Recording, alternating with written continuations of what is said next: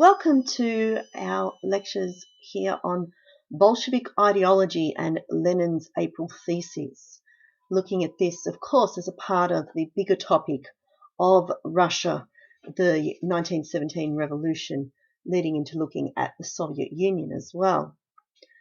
Before we start, I want to take a look at the syllabus dot points that are relevant to this. Why is it that we have to learn about this ideology, these political ideas, and how does this tie in with our broader understanding of what is happening? So there are a couple of key features and issues in the syllabus that are relevant to this topic, and I think it's important to point them out so that as we go through, you're not just learning the story, but thinking about how these things interact with each other and how they might become relevant as the story unfolds. So first of all, we have to be able to understand and explain communism in theory and practice. And one of the things that we have to have an understanding of to begin with is what was the communist or the Bolshevik theory at the time of the revolution. So it's important for us to have a good grounding in the theory before the revolution takes place. And then, of course, we're going to see what happens to that theory once the Bolsheviks seize power and what they do then. How much does their practice of communism actually stay consistent with their original theories? And that's why we have to have this grounding in what the theory was at the time of the revolution. Also, generally, we have to be able to talk about this Bolshevik consolidation of power. Now, of course, at the very moment, they haven't even seized power, but we need to understand how it is that they can seize power and how that affects the way that they can then consolidate their power. That is, not just get in control, but stay in control. So an understanding of where these Bolsheviks are coming from is very important. Another key feature or issue is we have to have an understanding of leadership, conflict, and differing visions for the USSR. And in this particular lecture, we'll be focusing particularly on Lenin and his leadership role. And what we are seeing at this point in April 1917 is the very beginnings of the role that Lenin will take leading the Bolsheviks into power and then consolidating their power once they're there. So we're starting to see at this early point what role Lenin is going to play. Before we get into the nitty-gritty, just a really brief overview of some of the key Bolshevik characters. So I want to introduce you to some of the names. You don't need to be able to explain a detailed bibliography of any of these particular characters, but their names do pop up, and so having a bit of an understanding of their background can really help. So we've got Lenin here, of course, Vladimir Ilyich Lenin. Lenin wasn't his real name, it's an adopted name. Many of these people do adopt different names while they are in exile, evading the Okhrana under the Tsarist police. So Lenin had been a committed Marxist for some time.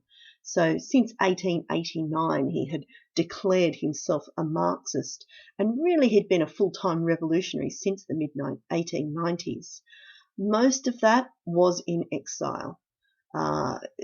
Many of these, particularly these leading party functionaries, really couldn't operate in Russia because they were always under surveillance by the Okhrana and about to be arrested at any time. So many of them do spend a lot of time out of Russia or in Siberia, but still communicating with each other and interacting with each other, progressing their ideas, and actually running a political party from afar that is still impacting on Russia. Lenin, of course, led the split in the party that happened in 1903, and he has been effectively the leader of the Bolsheviks since 1903. He is certainly known for a very hardline approach, an uncompromising attitude. This is not Mr. Nice Guy. Okay, he is absolutely committed and passionate to his cause. He's not greedy. It's not about power for himself. He is staunchly committed to the revolution of the proletariat, and he devotes his whole life to this. Now, at the time of the February Revolution in 1917, he was in Geneva in Switzerland. But Lenin is not the only Bolshevik, and it's important for us to understand that, to see the role that he plays in actually stepping up to become the ultimate leader of the revolution. Around him, he has some other people. For example, Grigory Zinoviev, there on the left, and Lev Kamenev on the right. You would call these two really Lenin's, closest aides and supporters during those years of exile. Both had been Bolsheviks since 1903, both active from the early 1900s, and really had both acted very closely with Lenin, supporting his ideas, sometimes working in Russia with the party, sometimes attending a conference or a political gathering somewhere in Europe on Lenin's behalf or in Russia. They are very close to Lenin. Zinoviev in particular was known as a brilliant speaker. Both of them, both Zinoviev and Kamenev, had been in St. Petersburg during the 1905 revolution, but had spent a lot of time in exile otherwise. Zinoviev, on the left there, was with Lenin in Geneva at the time of the February Revolution. Kamenev had actually been sent back to Russia in World War I to try to, run the party from Petrograd. He'd been arrested, and at the time of the February Revolution in 1917, he was actually in Siberia, which means he can actually get back to back to Petrograd a lot quicker than some of our other Bolshevik members.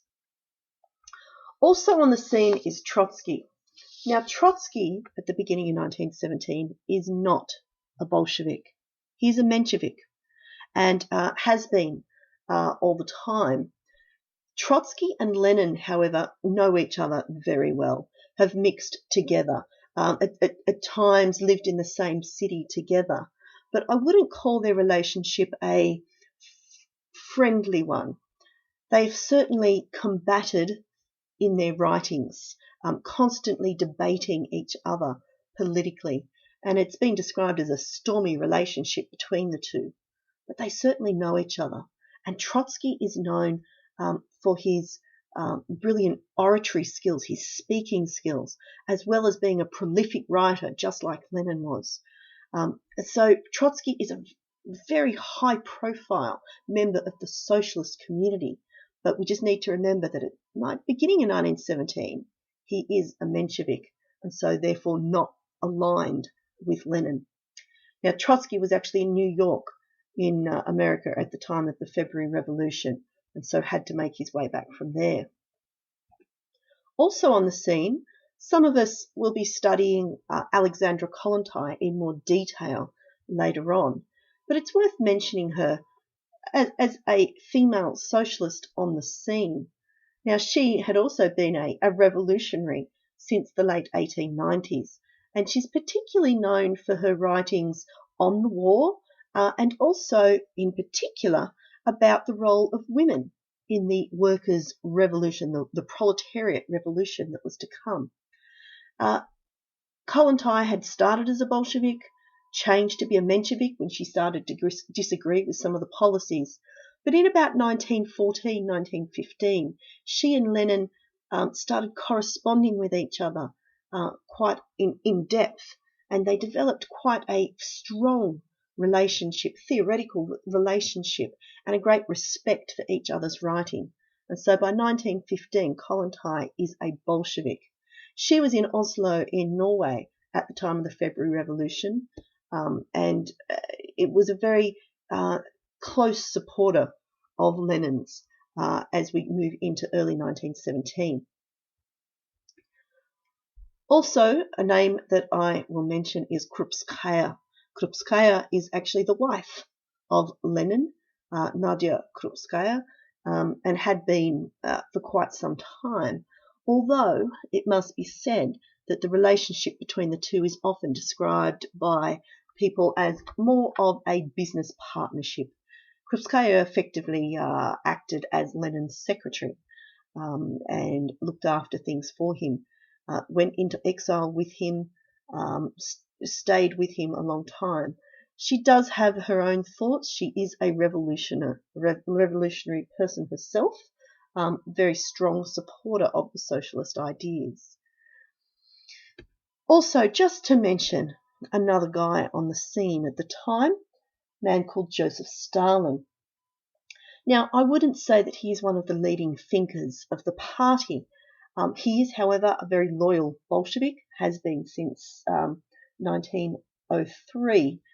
But rather than being a great theorist, he's more well known for his work on the ground in the area of Georgia, which is where he's from, organising, advocating, getting strikes happening. He's well known for a very large robbery, bank robbery, in Tiflis in Georgia, which killed 40 people. And that's what he's most well known for at this stage. Now, he was, of course, under watch from the Ukraine, and at the time of the February Revolution in 1917, Stalin was in Siberia. So another Bolshevik that was fairly quick to return back to Petrograd once the February Revolution had taken place.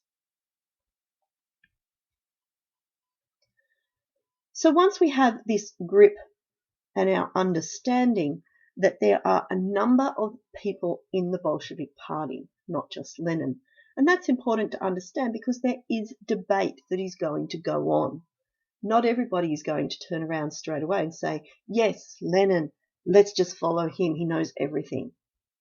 Quite different, as we'll see as the story unfolds.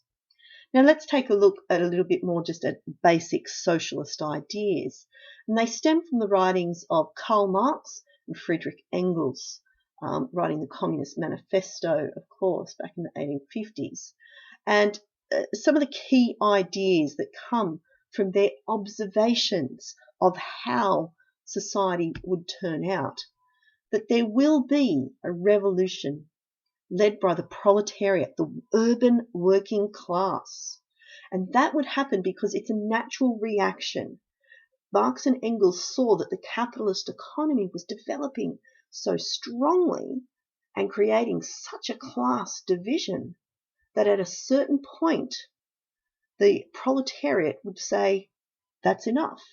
And they would lead a revolution to overthrow the upper classes and establish what we call the dictatorship of the proletariat. All means of production would be owned by the state once the revolution had taken over. So the state, the government, would then own everything and they would ensure that everything was distributed more evenly. And so this is where we start to get more social equality, removing the class system. Eventually, Marx and Engels saw that this system of socialism would lead to communism. So socialism would be the first step, the dictatorship of the proletariat in place, and then lead to a system of communism, where the state would no longer be necessary. It's almost a utopian kind of vision where people would live communally, sharing appropriately, no class divisions. So we need to understand that what Marx and Engels are doing is predicting what would happen. They are seeing that a revolution by the proletariat was inevitable because of the development of the capitalist economy and the creation of the distinction between the classes. Now, that's the end of this little mini lecture. In the next part, what we want to do is take a look at how the Russians took this basic Marxist theory and were interpreting it in the Russian situation.